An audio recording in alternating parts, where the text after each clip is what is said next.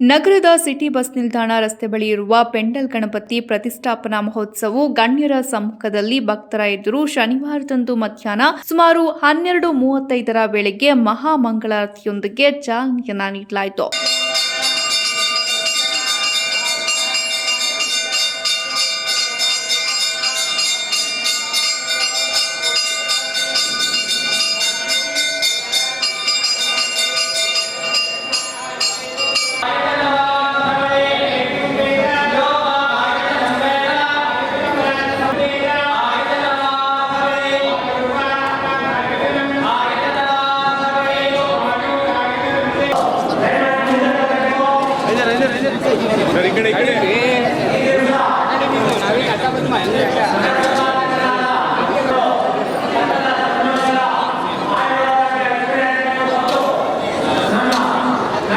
ನಗರಸಭೆ ಅಧ್ಯಕ್ಷ ಎಂ ಚಂದ್ರೇಗೌಡ ಮಾಧ್ಯಮದೊಂದಿಗೆ ಮಾತನಾಡಿ, ಸಮಸ್ತ ಜನತೆಗೆ ಗೌರಿ ಗಣೇಶ ಹಬ್ಬದ ಶುಭಾಶಯಗಳನ್ನು ಮೊದಲು ತಿಳಿಸುತ್ತೇನೆ. ಎಲ್ಲರಿಗೂ ಆರೋಗ್ಯ ಆಯಸ್ಸನ್ನ ನೀಡಿ ಕಾಪಾಡಲಿ, ಮಳೆ ಬೆಳೆ ಸುಖ ಶಾಂತಿಯನ್ನ ಹಾಸನದ ಜನತೆಗೆ ಕೊಡಲೆಂದು ಗಣೇಶನಲ್ಲಿ ಪ್ರಾರ್ಥಿಸುವುದಾಗಿ ತಿಳಿಸಿದ್ದಾರೆ. ನಾನು ಅಧ್ಯಕ್ಷನಾಗಿ ನಗರದ ಸ್ವಚ್ಛತೆಗೆ ಮೊದಲ ಆದ್ಯತೆಯನ್ನ ನೀಡುತ್ತೇನೆ. ಏನೇ ಸಮಸ್ಯೆ ಇಟ್ಟುಕೊಂಡು ನಮ್ಮ ಬಳಿ ಬಂದರೆ ಸ್ಪಂದಿಸುವುದಾಗಿ ಇದೇ ವೇಳೆ ನೂತನವಾಗಿ ನಗರಸಭಾ ಅಧ್ಯಕ್ಷರಾದಂತಹ ಎಂ ಚಂದ್ರೇಗೌಡ ತಿಳಿಸಿದರು.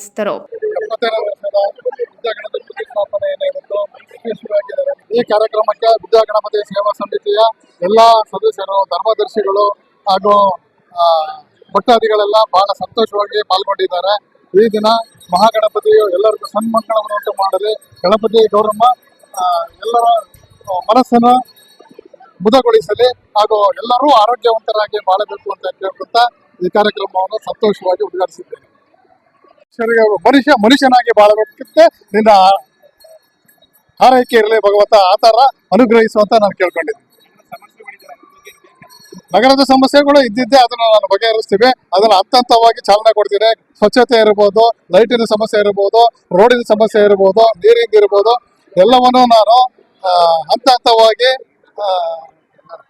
ಎಲ್ಲರ ಸಹಕಾರದಿಂದ ಅವುಗಳಿಗೆ ಪರಿಹಾರ ಕಂಡುಕೊಳ್ತೀನಿ ಅನ್ನೋ ಆತ್ಮವಿಶ್ವಾಸ ನನ್ನಲ್ಲಿದೆ.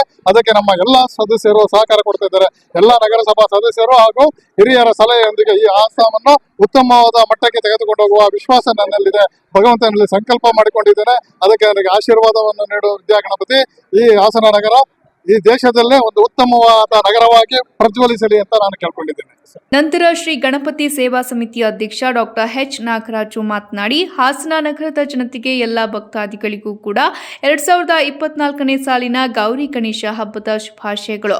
ಹಾಸನ ನಗರದ ಸಿಟಿ ಬಸ್ ನಿಲ್ದಾಣದ ಬಳಿ ಇರುವ ಶ್ರೀ ಗಣಪತಿ ಸೇವಾ ಸಮಿತಿ 70ನೇ ವರ್ಷದ ಗಣೇಶ ಪ್ರತಿಷ್ಠಾಪನೆ ಉದ್ಘಾಟನೆ ಆಗುವ ಮೂಲಕ ಮೊದಲ ದಿನ ಪ್ರಾರಂಭವಾಗಿದೆ. ಸೆಪ್ಟೆಂಬರ್ 7ರಿಂದ ಸೆಪ್ಟೆಂಬರ್ 28ರವರೆಗೆ ಹಲವಾರು ಸಾಂಸ್ಕೃತಿಕ ಕಾರ್ಯಕ್ರಮಗಳನ್ನು ಪ್ರತಿದಿನವೂ ಹಮ್ಮಿಕೊಳ್ಳಲಾಗಿದೆ ಎಂದು ಕಾರ್ಯಕ್ರಮದ ಕುರಿತು ಮಾಹಿತಿಯನ್ನ ನೀಡಿದರು.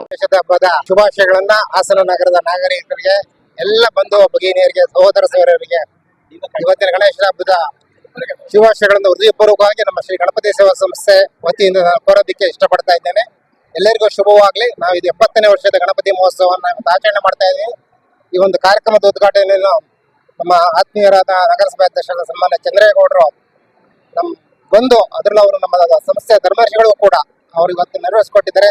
ಅವರಿಗೆ ನಮ್ಮ ಗಣಪತಿಯ ಪರವಾಗಿ, ಗೌರವನ ಪರವಾಗಿ, ಹಾಸನ ಜನತೆ ಎಲ್ಲ ಸಾರ್ವಜನಿಕರ ಪರವಾಗಿ ಪೂರ್ವಕವಾದ ಧನ್ಯವಾದಗಳನ್ನು ಈ ಸಂದರ್ಭದಲ್ಲಿ ಅವರಿಗೆ ನಾನು ಶುಭವನ್ನು ಕೋರೋದಕ್ಕೆ ಇಷ್ಟಪಡ್ತಿದ್ದೇನೆ. ಹಾಗೆ ನಮ್ಮ ಅಧ್ಯಕ್ಷರು, ನಗರಸಭೆ ಅಧ್ಯಕ್ಷರು ಹೇಳಿದಾಗೆ ಕೂಡ ನಾವು ಅವ್ರು ಹೇಳಿದಂಗೆ ಹಾಸನ ಜನತೆಗೆ ಎಲ್ಲರೂ ಕೂಡ ಆರೋಗ್ಯವಂತರಾಗಿ, ಸುಖವಾಗಿ, ಸಂತೋಷದಿಂದ ಬದುಕಬೇಕು, ಎಲ್ಲರೂ ಸೌಹಾರ್ದತೆಯಿಂದ ಬಾಳ್ಬೇಕು, ಶಾಂತಿಯುತವಾಗಿ ಬದುಕಬೇಕು ಅಂತ ನಾನು ಜನಗಳಲ್ಲಿ ವಿನಂತಿ ಮಾಡಿಕೊಂಡು, ಭಕ್ತಾದಿಗಳಲ್ಲಿ ವಿನಂತಿ ಮಾಡಿಕೊಂಡು ಇವತ್ತು ಪ್ರಾರಂಭವಾದ ಗಣೇಶೋತ್ಸವ 21 ದಿನಗಳ ಕಾಲ ನಡೆಯುತ್ತೆ, 27ನೇ ತಾರೀಕುವರೆಗೂ.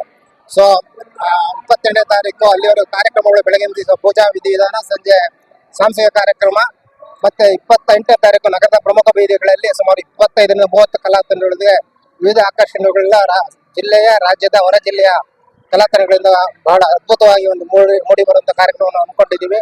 ರಥೋತ್ಸವ, ಗೌರಮ್ಮ ಗಣೇಶ ಮತ್ತೆ ಟ್ಯಾಬ್ಯುಲಾ, ವಿಶೇಷವಾಗಿ ಅಯೋಧ್ಯೆ ರಾಮ ಮಂದಿರ ಈ ವರ್ಷ ಉದ್ಘಾಟನೆ ಆಗಿರೋದ್ರಿಂದ ರಾಮಲಲ್ಲ ಪ್ರತಿಷ್ಠಾಪನೆ ಮೂರ್ತಿಯನ್ನು ಸಹ ಟ್ಯಾಬ್ಯುಲಾದಲ್ಲಿ ಇಟ್ಟಿದ್ವಿ. 1ನೇ ತಾರೀಕು ಅನ್ನದಾನವನ್ನು ಏರ್ಪಡಿಸಿದ್ವಿ ಮಂಗಳವಾರ.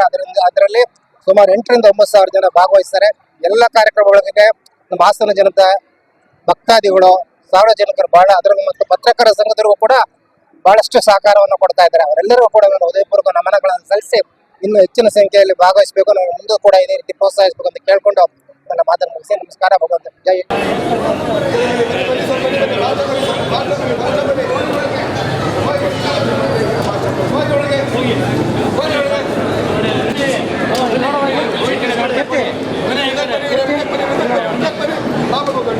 ಇನ್ನು ಈ ವೇಳೆ ಶ್ರೀ ಗಣಪತಿ ಸೇವಾ ಸಮಿತಿ ಕಾರ್ಯದರ್ಶಿಯಾದಂತಹ ಚನ್ನವೀರಪ್ಪ, ಸಹ ಕಾರ್ಯದರ್ಶಿ ವೈಎಸ್ ಮುರುಗೇಂದ್ರ, ಖಜಾಂಚಿ ಎಂಎಸ್ ಶ್ರೀಕಂಠಯ್ಯ, ಧರ್ಮದರ್ಶಿಗಳಾದ Bhudesh, H D Shekhar, H S Ananthanarayana, N S Shankar Rao ಸೇರಿದಂತೆ ಇನ್ನಿತರರು ಉಪಸ್ಥಿತರಿದ್ದರು.